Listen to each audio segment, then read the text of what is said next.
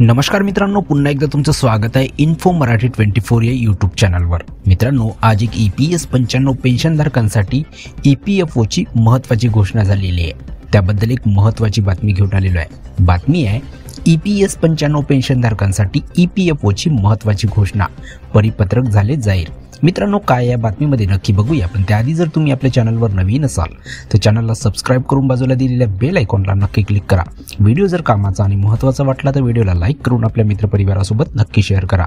मित्रांनो, कर्मचारी भविष्य निर्वाह निधी संघटनेने कर्मचारी पेन्शन योजनेच्या पेन्शनधारकांसाठी महत्त्वाची घोषणा केली आहे। आता निवृत्ती वेतनधारकांना महिन्याच्या शेवटच्या कामकाजाच्या दिवशी पेन्शन मिळेल याची खात्री करण्यात आली आहे।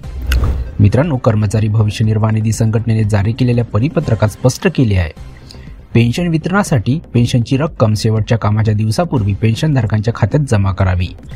RBIच्या सूचनेनुसार सर्व क्षेत्रीय कार्यालयांना सूचना देण्यात आल्या आहेत। ते पेन्शन वितरण करणाऱ्या बँकांना आवश्यक सूचना पाठवतात, जेणेकरून पेन्शन वेळेवर मिळू शकेल। पेन्शनला विलंब झाल्यास नुकसान भरपाई दिली जाईल। मित्रांनो, नव्या नियमानुसार पेन्शनला विलंब झाला तर त्यामुळे पेन्शन वितरण करणाऱ्या बँकेला पेन्शनधारकाला थकीत रकमेसाठी वार्षिक 8% व्याजासह भरपाई द्यावी लागेल। ही भरपाई लाभार्थ्याच्या बँक खात्यात आपोआप जमा केली जाईल।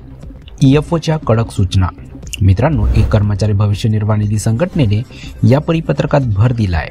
या आदेशांचे काटेकोरपणे पालन व्हावे असे सर्व कार्यालयांना सूचना दिल्या आहेत। ते सुनिश्चित करतात की त्यांच्या अखत्यारीत बँका या मार्गदर्शक तत्वाचे पालन करतात। पेन्शन पात्रता आणि तपासण्याचे मार्ग। मित्रांनो, 10 वर्षे सेवा पूर्ण केलेले कर्मचारी वयाच्या 58 वर्षानंतर कर्मचारी पेन्शन योजनेअंतर्गत पेन्शनसाठी पात्र आहेत। EPF आणि EPS मध्ये योगदान देणारे कर्मचारी या पेन्शनचा लाभ घेऊ शकतात। मित्रांनो, आपण एक बघूया की PF शिल्लक कशी तपासायची। मित्रांनो, कर्मचारी भविष्य निर्वाह निधी संस्थेमध्ये खाते असलेले कर्मचारी SMS किंवा मिस कॉलद्वारे त्यांचे PF शिल्लक तपासू शकतात।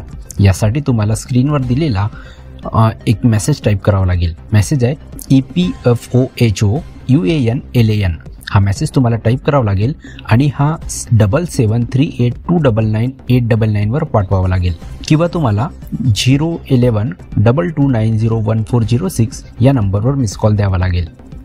तर मित्रांनो, कशी वाटली कामाची आणि महत्त्वाची बातमी? जर बातमी कामाची आणि महत्त्वाची वाटली असेल तर व्हिडिओला लाईक करून आपल्या मित्रपरिवारासोबत नक्की शेअर करा। तसेच जर तुम्ही आपल्या चॅनलवर नवीन असाल तर चॅनलला सबस्क्राइब करून बाजूला दिलेल्या बेल आयकॉनला नक्की क्लिक करा। व्हिडिओ बघितल्याबद्दल खूप खूप धन्यवाद।